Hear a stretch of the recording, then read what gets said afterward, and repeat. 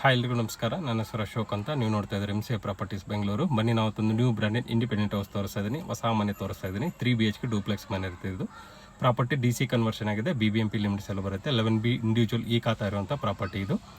Dimension ಬಂದ್ಬಿಟ್ಟು 21x40 ಬರುತ್ತೆ. 840 square feet ಬರುತ್ತೆ. ಸೈಡ್ ಫೇಸಿಂಗ್ ವೆಸ್ಟ್ ಇರುತ್ತೆ. ಮೇನ್ ಡೋರ್ ಫೇಸಿಂಗ್ ನಾರ್ತ್ ಮಾಡಿದ್ದಾರೆ. ಗ್ರೌಂಡ್ ಪ್ಲಸ್ 2 ಫ್ಲೋರ್ ಕನ್ಸ್ಟ್ರಕ್ಟ್ ಮಾಡಿದ್ದಾರೆ.